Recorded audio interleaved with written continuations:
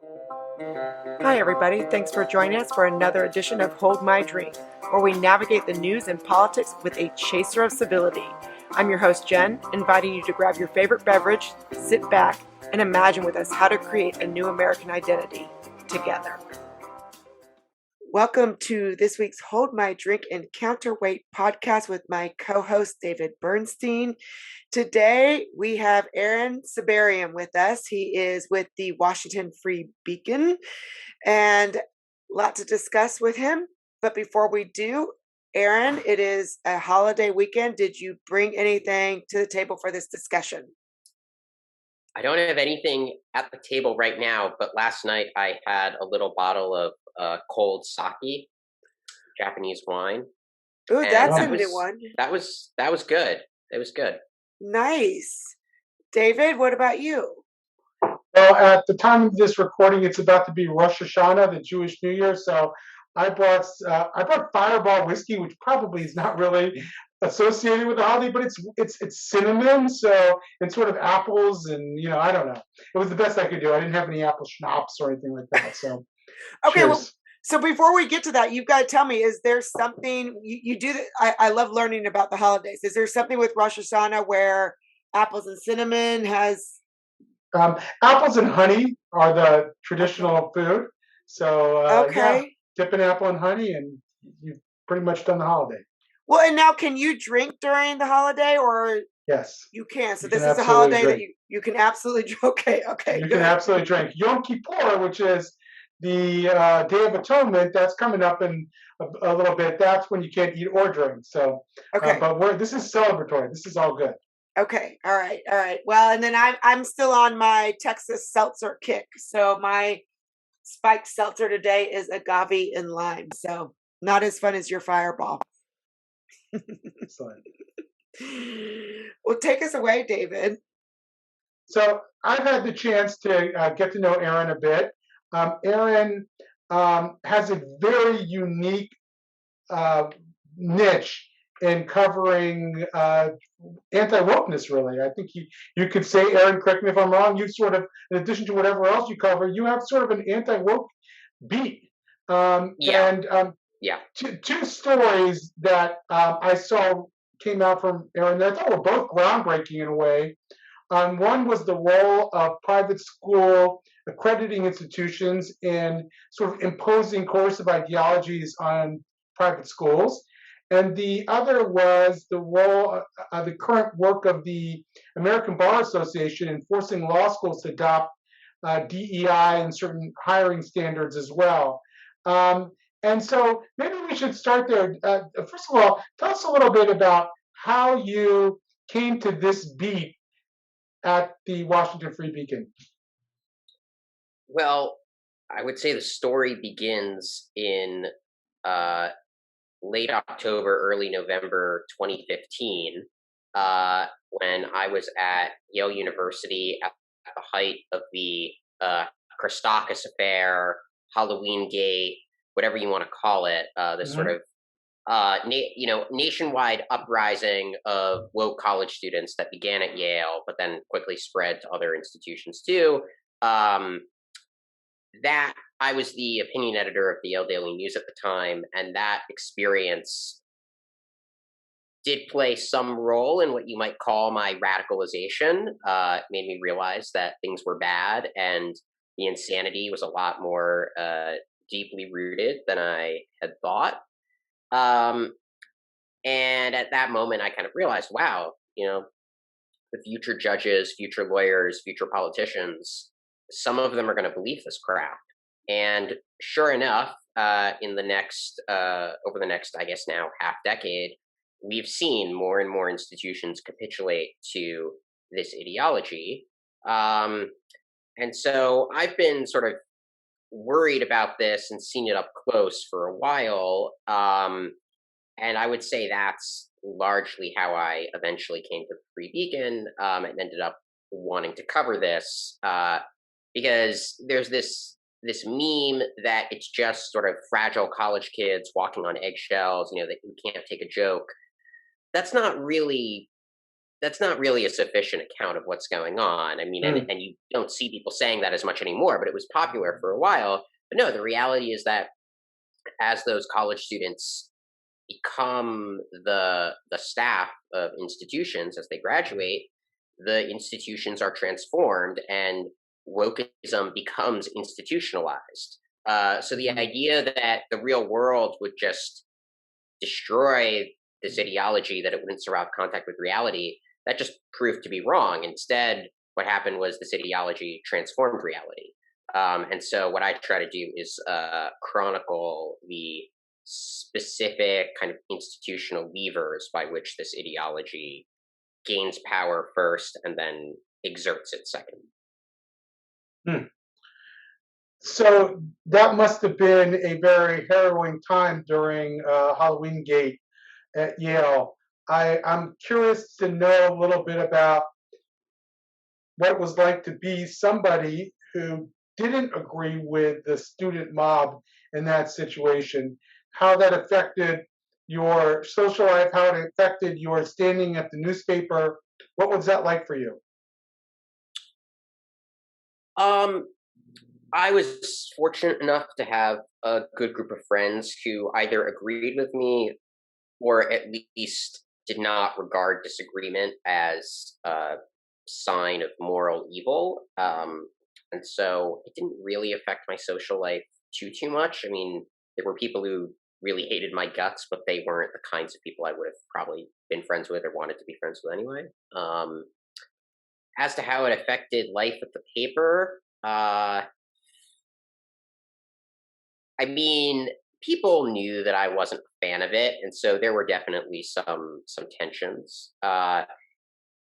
Frankly, the dissidents were so outnumbered that at a certain point you learn to pick your battles, and this was one where just you weren't going to win.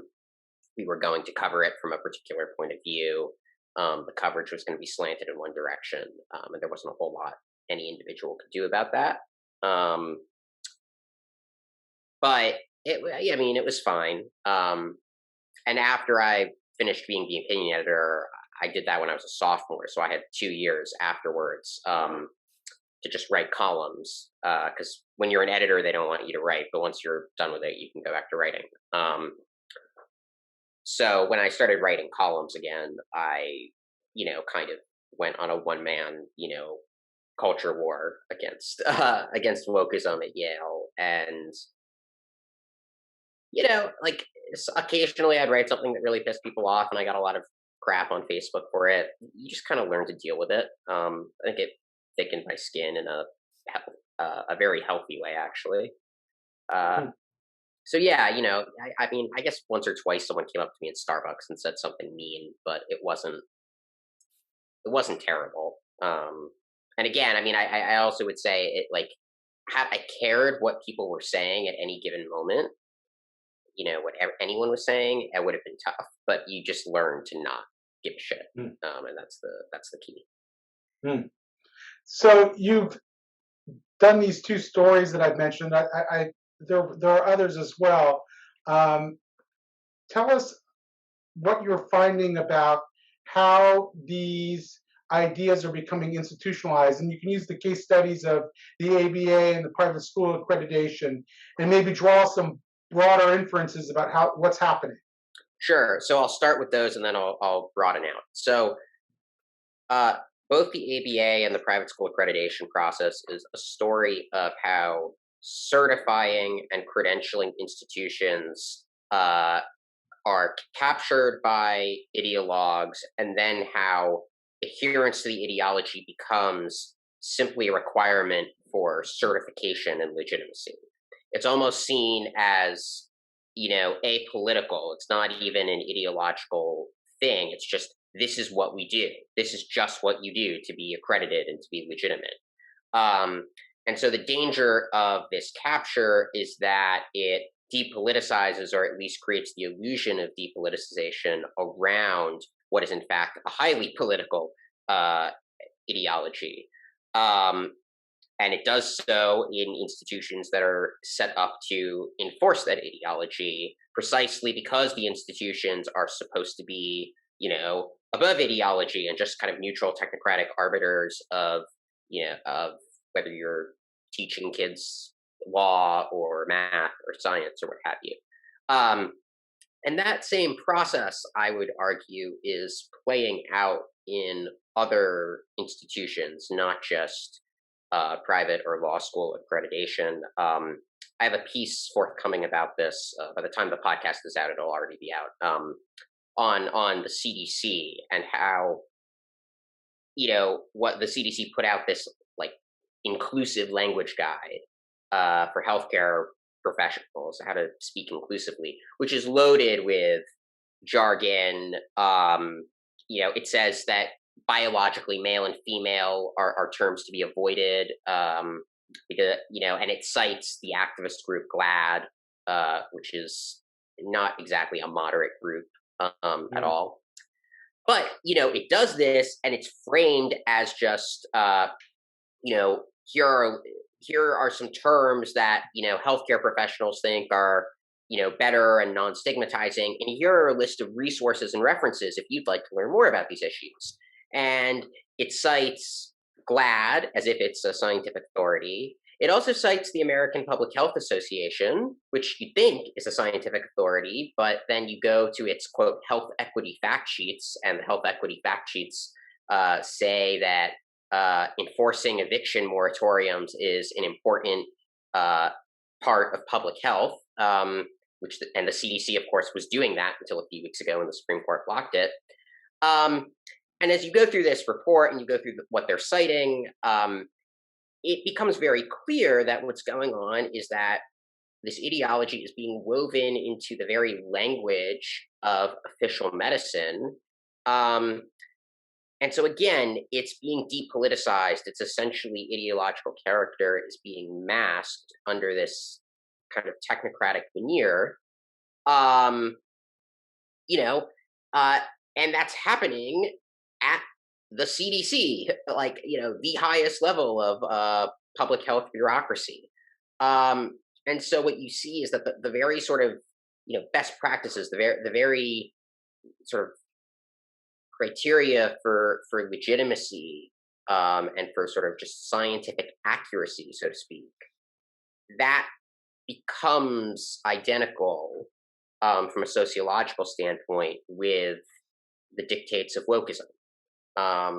So science itself is being wokeified, and precisely because it's science, it's hard to see that it's being wokeified, since it's hidden behind the fact-based, objective, neutral language of science. So it's really happening everywhere. Yeah, this issue with healthcare institutions, as you say, seems particularly problematic, particularly public health institutions during a pandemic. You worry that the more politicized they're perceived by the public, the less the public is going to trust any public health guidelines that they get. And have you seen evidence of that? Have you seen evidence that the public is losing trust in these institutions, or that and you could broaden that from public health as well, because they're getting highly politicized guidelines? Yeah. So here's one example. I think of the loss of trust, the kind of pharmaceutical culture war that we find ourselves in, where everyone's arguing about ivermectin and vaccines, stuff like that. Yes. There's an interesting pattern you'll notice, which is that things that are not very effective, like ivermectin and hydroxychloroquine, and things that are very effective, like vaccines and to a lesser extent monoclonal antibodies, both become objects of culture war.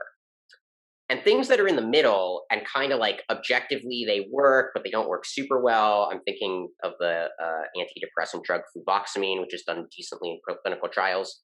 No one pays attention to the stuff that's in the middle. It's all the stuff that either does work or doesn't work, like very unambiguously. And I think the reason for this is that people don't trust the public health establishment. So, if the public health establishment issues, in many cases, I think, a scientifically correct verdict that something is really good or really bad, it immediately raises people's suspicions that they're lying, they're not telling us the whole truth, and dissonant voices are being censored, right? You don't see that with the middling efficacy drugs. People just don't care. It's all the ones where it seems very straightforward and you think there would be the least controversy that there's the most. And I think it's because people are like, oh, there's not enough scientific controversy among the experts. They're colluding. Something's going on there. This is about the narrative. And it's unfortunate because many times the public health officials are actually right and the vaccines actually do work. And ivermectin, while it may not be a death sentence or anything, it like probably is not going to cure you of COVID. It's not a silver bullet. But when the public health officials are so nakedly ideological, I think it fuels this kind of culture war around COVID, and including even, this sort of pharmaceutical culture war within that culture war that has been on the news so much in recent weeks. And it fuels the mistrust too. I think that you Yes. mentioned. I mean, I see some people now just digging in their heels completely illogically around these vaccines, but it's only because it's become so political that they've started to dig in Yeah. their heels, right? And if we found a way to depoliticize it, I think you'd have more people getting the vaccine. But now it's just become like, just thumbing their nose at the administration, if you will. Right. No, I think that's it. I mean, the other thing I would just say is that some amount of politicization was probably inevitable because of how polarized the country is. But I think the particular kind of politicization we had and the sort of partisan polarities, maybe it was baked in, but I think it's a little more contingent and path dependent than people realize. Like, suppose Trump had gone hardcore with lockdowns, and aggressively promoted the vaccine at every possible opportunity, instead of the whole stolen election thing. Like, if all his ammo on that had been spent telling people to get the shot, I bet you would have seen far more liberals who are, if not outright anti-vaxxers, then certainly anti-vax curious. You even did see a little of it during in the run up to the election, where Kamala Harris said something like, if Trump says to take the shot, I don't know if I'm going to trust it, which was a stupid thing to say. And in other countries, it's been the right that has pushed lockdowns and the left that's resisted them. I think that's the case in Israel, and I don't know if there's as much of an organized left anymore in Hungary, but certainly in Hungary, you had Orban who pushed for lockdowns and things like that. So it really, the polarization may be baked in, but I'm not sure the alignment of the polls is some iron law of politics. I think it could have very easily been otherwise, which is one reason that, although I have very little patience for anti-vaxxers, I also have very little patience for the tendency of smug liberals to be like, oh, ha ha ha, those Trumpy conservatives who won't get the vaccine, they're killing themselves. First of all, as of a few weeks ago, only 27% of young African Americans were vaccinated, and the New York Times, to its credit, ran a story on that, but it's really a statistic that blows up a lot of the simplistic narratives. And B, do we really think that liberals would be so smug if Trump voters were enthusiastically getting the vaccine and it was, still maybe, African Americans who weren't? I bet the tone would be totally, totally different. So yeah, I have very little patience for that kind of smugness. You make such an important distinction. I mean, the polarization is so grave, but the polls, I mean, I think exactly what you said, because the polls shift, that shows the polarization, right? That, I mean, we will almost blindly go one way or the other, depending on what poll, we align with, that just, it's polarization writ large. Yeah. Well, I mean, look, like at the very start of this, I mean, it was in fact conservatives who took COVID more seriously in January and February. It wasn't necessarily mainstream conservatives, but you saw these weird right-wing anonymous accounts who were very worried about what was going on in Wuhan. And relatively early on, you had Tom Cotton raising alarms about a possible bioweapon in a laboratory that leaked, and everyone's like, it's a crazy far right conspiracy theory. Then it turns out, oh, well, that might have happened. U.S. intelligence agencies aren't sure. But yeah, it flipped really quickly. Like it was totally it was a right wing thing to be worried about. Then it was a left wing thing to be worried about. It's basically stayed that way for a while. I think partly because of Trump and partly because there's just such deep distrust of the public health bureaucrats on the American right. But, even throughout the course of the pandemic, it's not like the polls were fixed. They moved around, over the span of a few months, which just, I think, goes to show how path dependent it is. Mm-hmm. Mm-hmm. Mm. I want to ask you a little bit more about the American Bar Association and I don't think it's ruled yet, right, Aaron? No, it is not. It is not. It is strongly contemplating putting DEI standards. That was then met with some opposition from professors at Yale Law School. What is the state of play there? What are they actually trying to do? And is anybody opposing it? Well, so fortunately, a lot of people are opposing it. So there were these 10 Sterling and emeritus professors, which is the highest rank at Yale Law School. They all signed this very strong letter to the American Bar Association opposing it. Brian Leiter at the University of Chicago, some others. So there's certainly opposition. I will say I was on a public Zoom meeting for sort of their accreditation committee a couple weeks ago, which was hosted like a day or two after my piece came out, and no one at the meeting really indicated any serious concerns with the plan as written, or at least not serious concerns with the legal issues that the Yale law professors raised. The Yale law professors noted that the language in one of the guidelines was ambiguous and could be read as encouraging schools to violate federal anti-discrimination law in order to achieve diversity, which is like pretty outrageous for a law school accrediting body to force its accredited schools to even just tiptoe around, not even necessarily break the law, but still to just go up to the line of what is and isn't legal. It's pretty crazy. But they don't, so far I have not heard that any indication that they're backing away from it. They haven't finalized it yet, so it's possible that if enough people oppose it, they'll quietly drop that particular proposal. But yeah, it's good that there's some pushback to it. It might be successful, but it does seem like sort of the bureaucrats, the most sort of central bureaucratic operatives within the ABA, don't seem particularly concerned about all the outrage that the plan has engendered.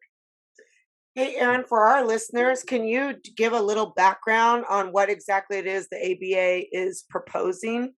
Yeah, sure. So basically there's two things. One is, three. So one is mandatory anti-bias, anti-racism training, the content of which they will not dictate. They just are going to make you do it. Two is a mandatory professional responsibility kind of ethics class in which your students are required to learn that fighting racism is an obligation of lawyers. So they are dictating curricular content there, and they have not backed off that proposal, which also got a lot of people angry because it was, infringing on academic freedom, forcing law schools to teach something. You'd have to teach that, racism exists in the legal profession in some form, and that it's lawyers' obligation to rectify it. That's part of the plan. And then the third component, which, I find particularly galling, is schools have to take active, effective action. They don't say affirmative action, they say effective action, but it's pretty clear what they mean, to diversify their student bodies. They don't offer any specific objective criteria for what would be sufficient to meet this standard or how diverse they'd have to be. But there's a line in there that says,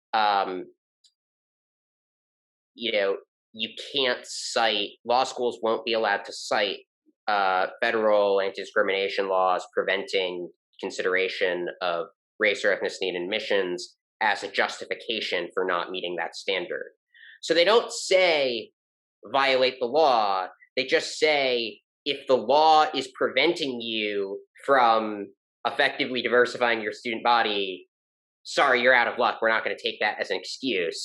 So, I mean, what it really does, I think, is it encourages schools to do what Harvard is doing, which is to not set an official racial quota, but to play all these games with like personality tests or what have you, in order to achieve some kind of racial balance. And then, of course, the schools will say, "Oh, we're not doing racial quotas. We're just implementing a set of policies that has the exact same effect as setting racial quotas."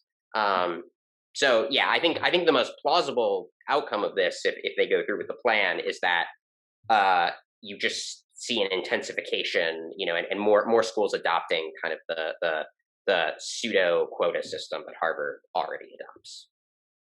Mm-hmm. Yeah, and you also have looked at the private school accreditation process. Tell us about that story.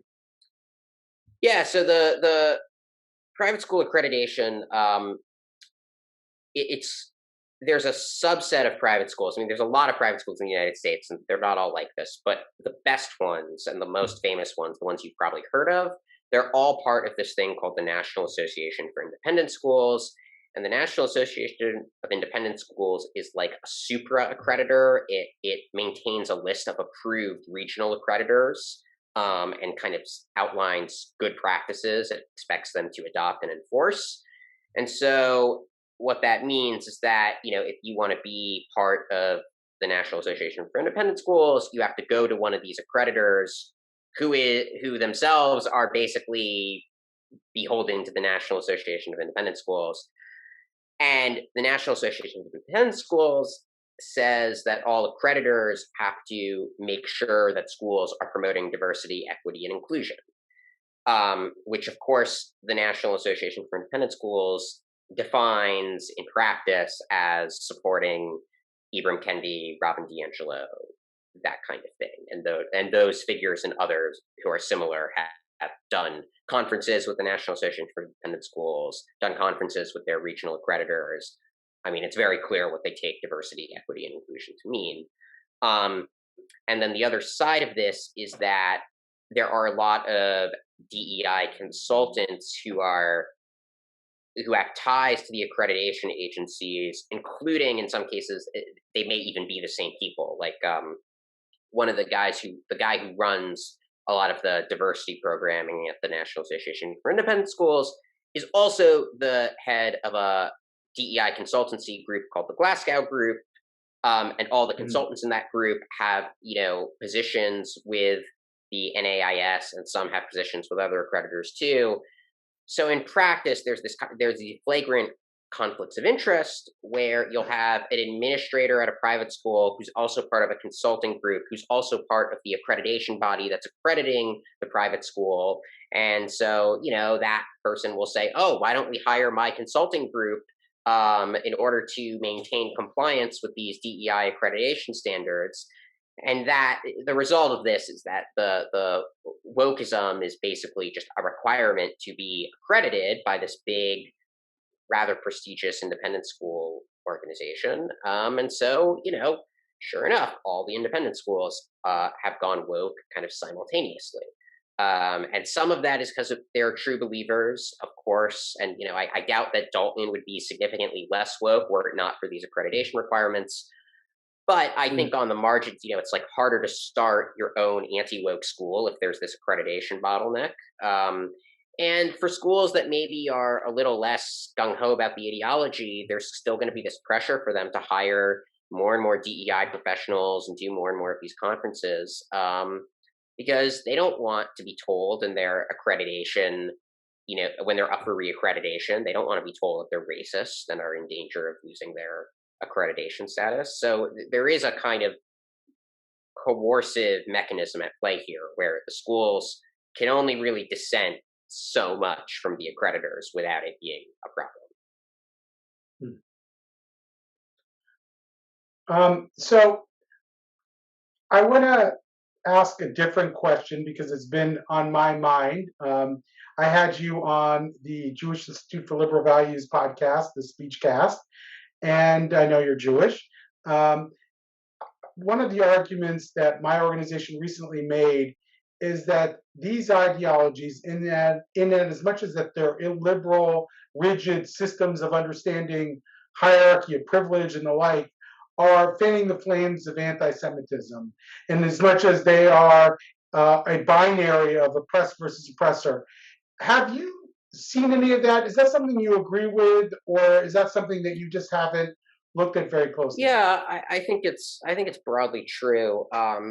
One under-discussed pathway by which I think they do that is uh, A, by coding Jews as white in the discourse, and B, by anathematizing white people. Right. And now, it may not be that they're singling out Jews, qua Jews, although with the Israel-Palestine stuff, there is some of that. But often, I actually think that the deeper issue is, it, when there is anti-Semitism. I mean, the very idea that you would conceive of Jews as a oppressed, protected class doesn't really gel well with this binaristic racial narrative in which everyone is either an oppressed person of color or a white oppressor, because Jews are coded as white. So how could Jews really be oppressed? They're white. White people are the oppressors. I mean, I and they're really think, successful too. I mean, on yeah, average, Jews are a successful minority. and that's the other problem. Jews are within white Americans. Jews are one of the demographics that um, often seem to provide evidence for the oppressor-oppressed binary, precisely because among white Americans, Jews are among the most successful. I mean, it's true. So yeah, I think that's a big problem, and one reason I think it's not talked about quite as candidly, maybe as I just phrased it, is it really what this implies is that there is a kind of almost, I would call it, anti-white racism that interacts with and intensifies anti-Semitism insofar as it kind of makes it impossible to cognize groups as a victim of oppression. People don't like to talk about wokeness as a form of anti-white racism, but I do think that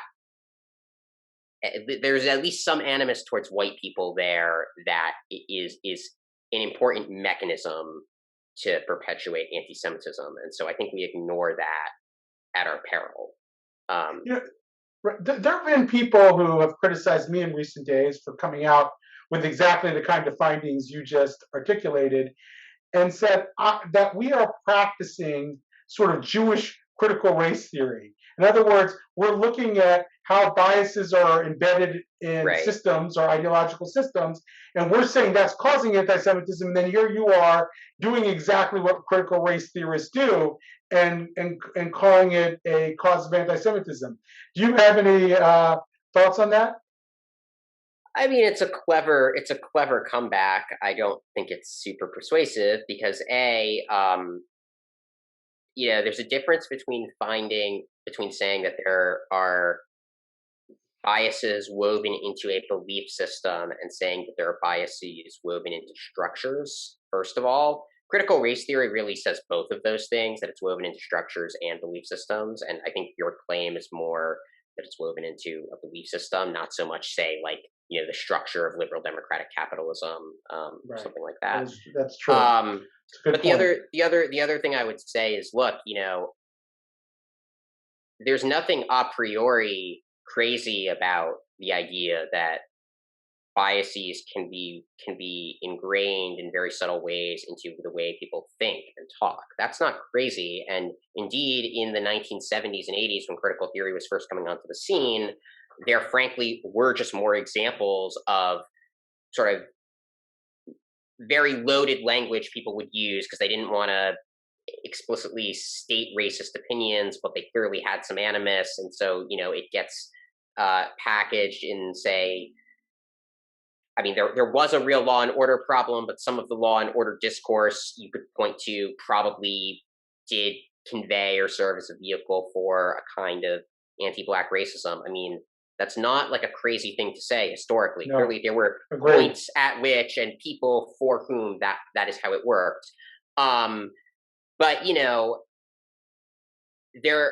there is, I think, just less evidence for that charge now, and there is less of that obviously woven into the fabric of our discourse. I mean, the very fact that critical race theory has prominent defenders at all mainstream media outlets and in the U.S. military should tell you that the whole just discursive terrain has radically shifted, and that's, I mean, really the main reason, or one of the main reasons, critical race theory is false, is that it makes a series of claims and predictions about reality that, even if they were true at one time, clearly just are not true, or are not true to anywhere near the same degree as now. And so, with the to go back to the charge your opponent's level against you, I'd say, look, like, this is an empirical claim, and it needs to be falsifiable, and you need to be able to show your work and say that these biases are woven into discourses of leftism, intersectionality, whatever. But I think that you can do that, right? I mean, I think that you can see that clearly the discourse right now wants to, quote unquote, center a particular set of groups and grievances above others, and that the discourse right now clearly does not conceive of Jews as people of color. I mean, like, I would challenge your opponent to say, so, like, which of those do you disagree with? Do you think that Jews are considered a person of color in the discourse? No, I don't think you do.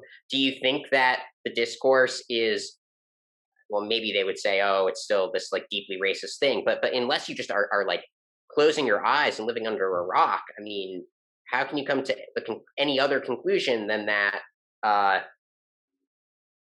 mainstream elite institutions are obsessed with racism and purging racism and white privilege, etc. I mean, I just think, like, the two central planks of my argument and yours are just so empirically obvious and unimpeachable that, like, to your opponent, I'd be like, well, we're right and critical race theory is wrong. I mean, that's kind of what it comes down to.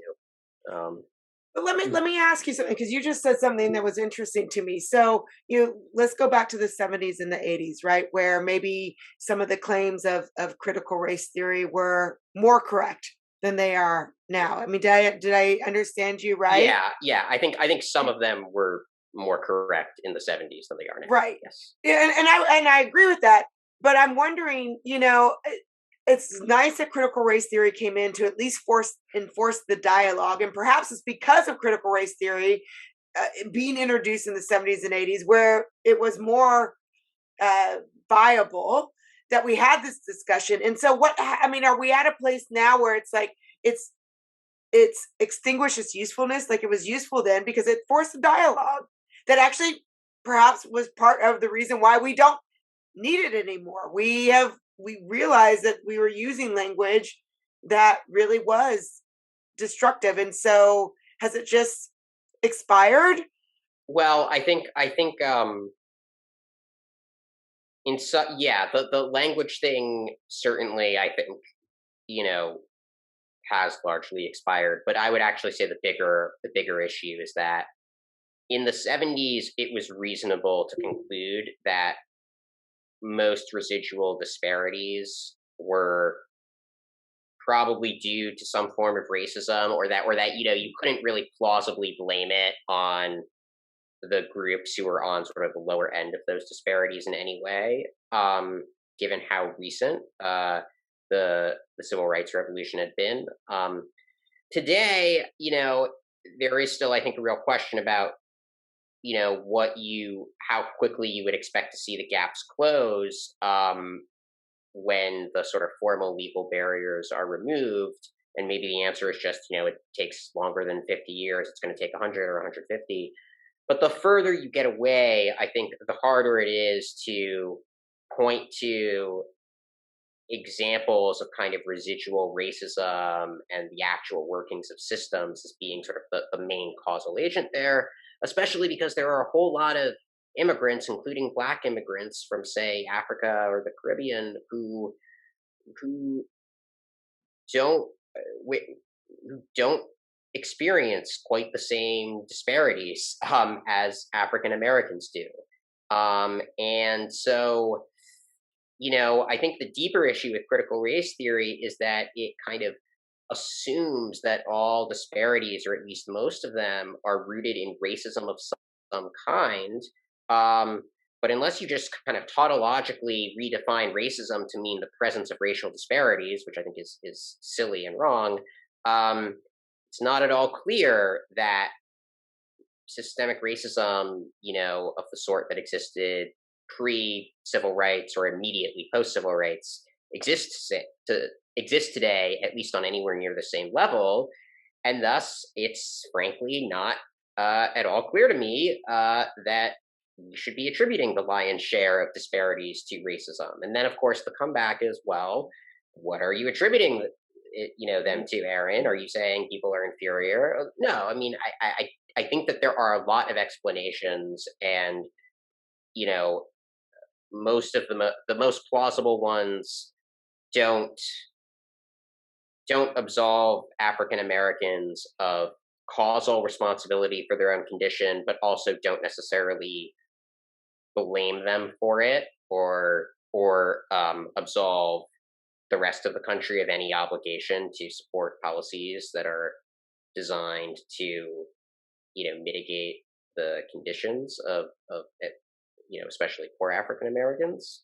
But look, like Charles Murray has this new controversial book where he says, I'm going to talk about the causes of racial disparity, or the existence of racial disparities. I won't get into the causes, but I'm going to just say that like these are persistent and we really are bad at getting rid of them. We don't know how to, and these are just facts. And the reason he says that is, look, like if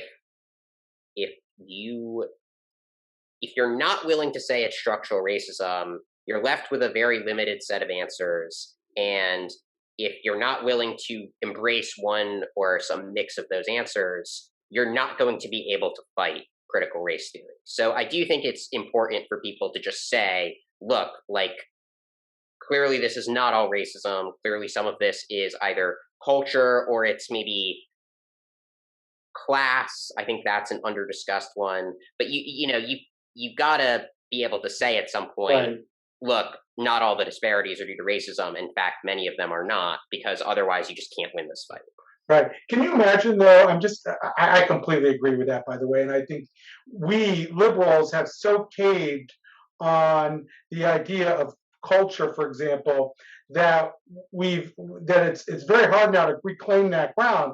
And I'm trying to imagine, like, what would it be like to talk about disparities in, let's say, a senior high school social studies class, right?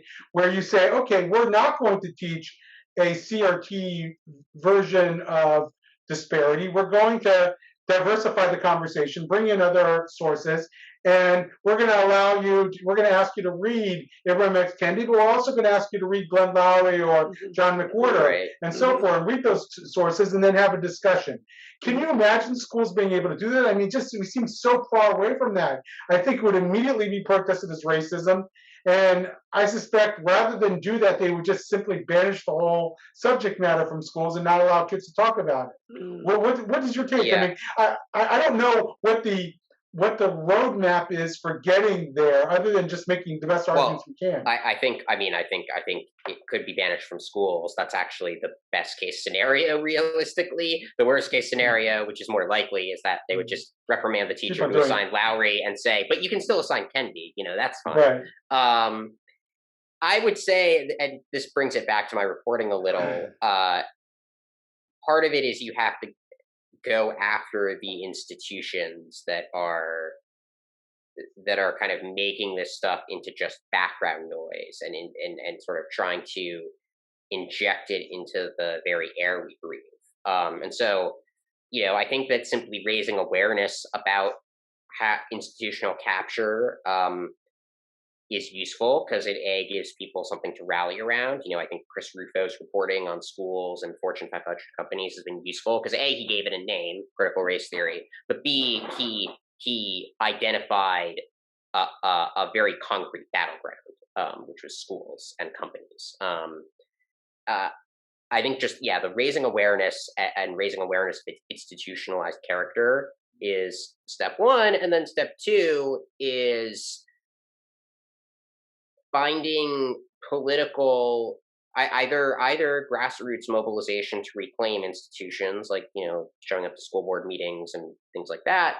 But I think it also, frankly, is going to have a political component, because the logic of bureaucracies and institutions, there's this kind of natural tendency towards inertia, and it's not like you're going to persuade people with rational arguments.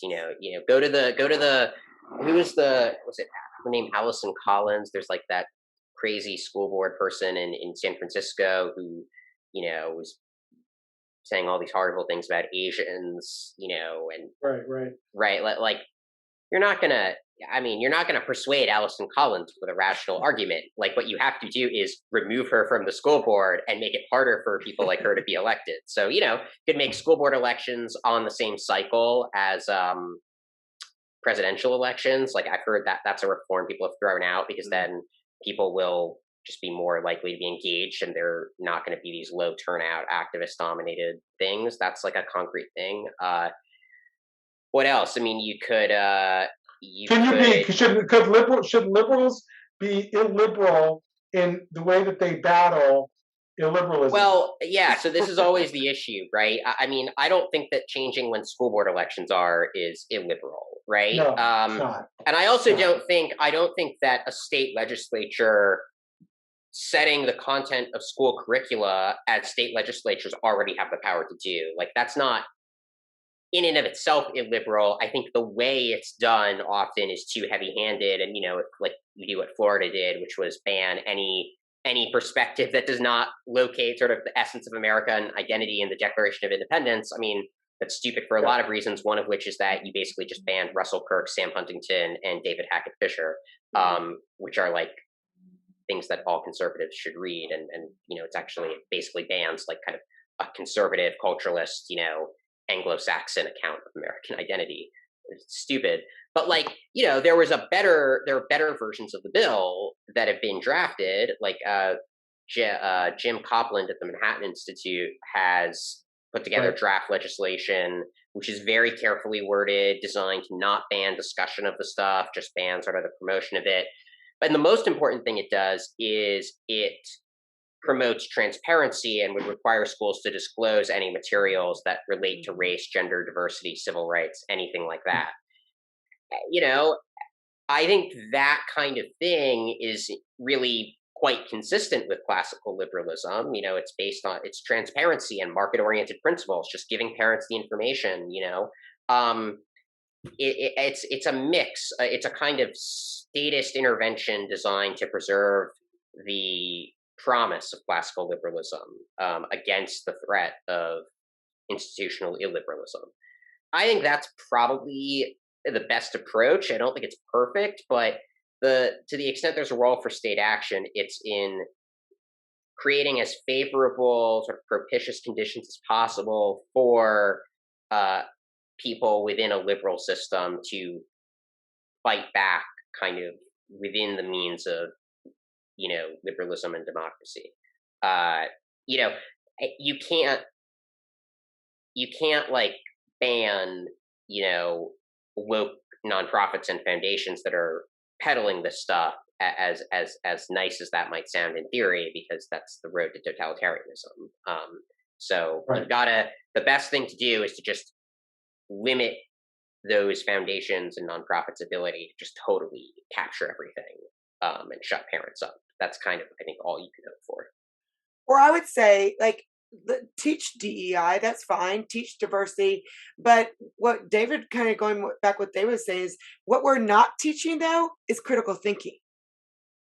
So where I would love a class on diversity where it is, like what David said, read this, read that. And actually make it a diverse, instead of what we keep on adding to the acronym. It's diversity, equity, inclusion. Now it's diversity, equity, inclusion, and belonging. Maybe it should be diversity, equity, inclusion, and critical thinking. Maybe it should be DEIC. Well, I would actually, I might just say it should be diversity, where diversity is Mm. understood to mean diversity of opinion as Right. well as diversity of skin color or religion. For sure. But I actually, yeah, I will say I don't. Well, I'm all for making people feel included within reason and feeling a sense of belonging within reason.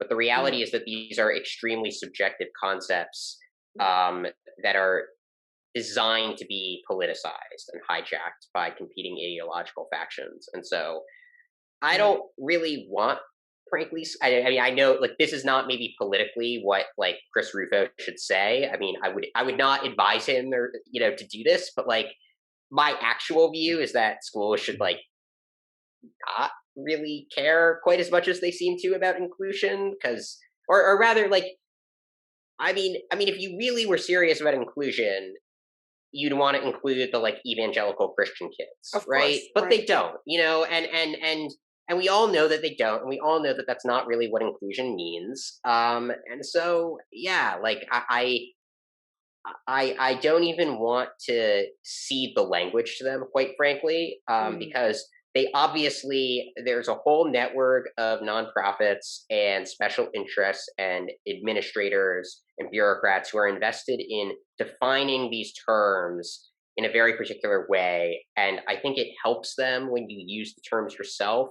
And I just don't see why we have to. Like we can we can convey that we care about some version of inclusion and diversity and equity or whatever without without using the words. I mean, I just I mean the biggest one that we absolutely should not give ground on, I think, is the term systemic racism.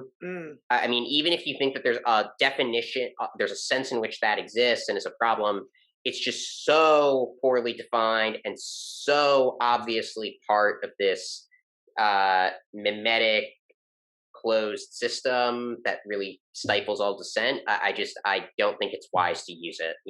Talk about the legacy of racism. I think that's a little better. Talk about persistent racial disparities if you want. That's at least objective and descriptive. Term systemic racism, I think, combines the descriptive and the normative in a really dangerous way. Like I don't actually want schools to use that word. Like, I think we should actively push for to get that out of schools, frankly. Wow. Yeah. Yeah. I mean, you could just talk about systemic racism in the descriptive sense. I understand it's gained currency in the normative sense as well. And it's hard to sort of disentangle the normative from the descriptive in that way. I might push back. I mean, it's an interesting point on DEI. I might push back because I think what's going to happen is that companies, if we are successful in pushing back enough and eliciting a backlash here, are going to still need a landing pad for diversity. There's still going to be internal pressures. There's still going to be legal pressures because of the way that our law is set up around discrimination for companies to have DEI. So what you want to be able to do is say, oh, we're going to give you DEI, but it's going to actively incorporate viewpoint diversity there and thereby mitigate the effects of the ideology on DEI as the way that it's done today. Sure. So, but these are tough questions, and it's hard. It's so emblazoned in the public imagination that we need to have diversity at work. That I'm not sure we would succeed in redefining that in the public mind. The other thing I would say is that civil rights law may be a good tool. And there have already been attempts to sort of say, look, these anti-white struggle sessions, this violates the plain text of the civil rights law. I mean, I think that's a good tactic to kind of conservatives say, see, we stand for civil rights. We just stand for a universalist, colorblind conception of it, and really push for that. That might, and even maybe write laws that specify the way we will interpret the civil rights law, which is great, by the way, we love civil rights, is that it applies to every group, including white people, including men, including cisgendered heterosexuals. It applies to everyone. I mean, that I think is a place where you can maybe succeed in reclaiming the terms precisely because there is this longer, deeper tradition of a kind of colorblind civil rights discourse in the United States. So there, I agree with you that, like, we don't have to totally give up the language. Well, this has been very interesting and instructive, and I'm so glad you've been covering the stories you cover, because I think you have such an important niche, and we're going to be reading you very carefully, waiting for the information that you've been able to uncover that those of us sometimes in the activist world can't do on our own. So thanks for what you do, and very much appreciate it. Yeah, Thank you so Aaron, much. I was just going to add to that before I let you go. I mean, some of these stories that you told about the accreditation and the CDC, I don't see that anywhere else. I mean, the talk about critical thinking, I mean, you really looked at some of the background into both of those that I never have seen anywhere. And so, yeah, thank you for keep doing what you're doing. I hope that it expands and that we see at least this access to information in outlets outside of, small niches. Right. So, yeah. Thank you. Yeah, appreciate you. Thank you for listening to this episode of Hold My Drink. Like or subscribe to the show and check out the show notes for links to source material and to our website, where you can find what each of us is reading every week, different news with different views. If you have a topic that you would like us to explore, drop us a line. And join us next week as we say hold my drink and the conversation gets real.